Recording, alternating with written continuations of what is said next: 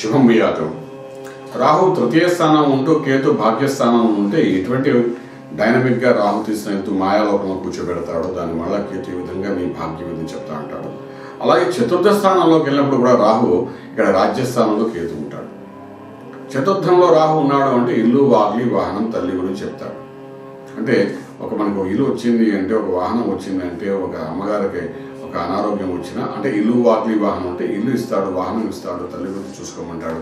ఇవన్నీ చేస్తూ వాడు ఏం చెప్తే చతుర్థ స్థానంలో అర్ధ రాహు అన్నమాట. అంటే అష్టమ రాహు కంటే అర్ధాష్టమ రాహు కింద మనం చెప్తాం అన్నమాట.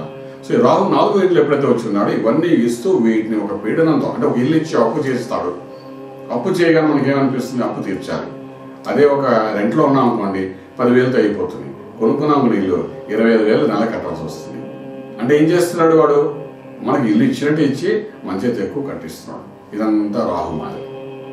ఇల్లు వచ్చింది ఆనందపడాలా, ఎక్కువ కడుతున్నట్టు బాధపడాలా. అలాగే వాహనం, ఒక వాహనాన్ని తీసుకుంటాం, అది లోన్ పెట్టి తీసుకుంటాం. వాహనాన్ని తీసుకోగానే 1000 రూపాయలు పట్టగానే ఇంటికి వచ్చేస్తుంది. అదే ప్రతి నెల 25,000-30,000 కట్టమంటారు. మనకు స్తోమత ఉందా లేదా చూసుకోకుండా 190 మంది వాహనాన్ని తీసుకుంటారు. ఇల్లుని కూడా అదే విధంగా తీసుకుంటున్నారు చాలామంది. ఇదంతా రాహుమాయ. రాహుమాయ చేస్తాడు. నీకెందుకు ఇట్టే క్షణాల్లో నీకు ఇల్లు ఇప్పిస్తానంటాడు. ఎవడో మహానుభావుడు వచ్చి చెప్తాడు. చెప్పగానే ఈ లౌకిక ప్రపంచంలో వాడు ఇంటికి వచ్చి పరిగెడతాడు. కాగితాలు సంతకాలు పెట్టండి సార్, రేపు వెలుగుకల్లా మీకు రిజిస్ట్రేషన్ చేసేస్తానంటాడు.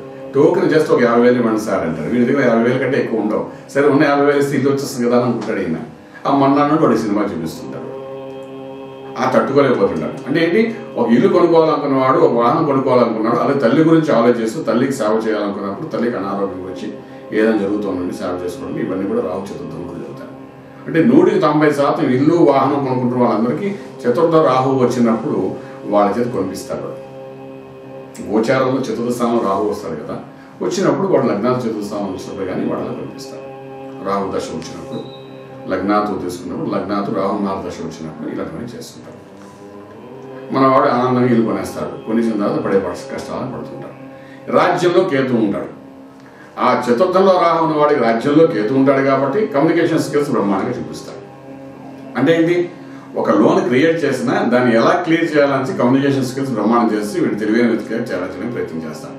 చేస్తూ ఒరే బాబు నీకు ఇల్లు కొనిపించింది రాహు, అది అప్పు తీర్చడానికి చేసే ప్రయత్నం నేను చేస్తున్నాను రా బాబు, తెలివితేటలు ఉపయోగించిన డబ్బు ఎలా సంపాదించాలో వీడు మార్గం చెప్పాలని ప్రయత్నం చేస్తాను.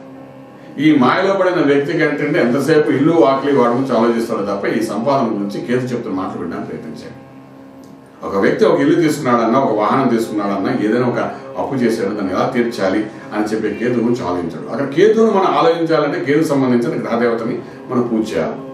అది చేయకపోవడం అంటే అప్పు చేస్తాడు. 3 నెలలు 6 నెలల తర్వాత అప్పు తీర్చలేక ఆ వాహనాన్ని తీసుకెళ్ళి ఆ కంపెనీ వాడు తీసుకోవడం, లేకపోతే బ్యాంక్ వాడు వచ్చి ఇంటికి కబ్జా చేయడం, ఇది జరుగుతుంది. ఆ బాధలతో కూడా పడేవాడంటే ఇదంతా రాహు మాయలో కూర్చోబెట్టి చేస్తుంటాడు. చూడండి ఎంత అద్భుతమైన కథ చూడండి చిత్రంతో. ఇటువంటి ప్రక్రియలను బయటపడడానికి చేసే ప్రయత్నమే జ్యోతిషాస్త్రం చెప్తుంది. కాబట్టి అది ఎలా తెలుసుకోవాలనుకోవాలంటే రాజమార్గంలో రాజ్యోగం చూపిస్తాం. శుభం బియాదు. For further details contact astro village Astrological Clinic, Lakeview Apartments, 4th floor, behind Delhi Public School, Chitrapuri Colony, Kajagoda, RR District, Hyderabad, 5,08,000.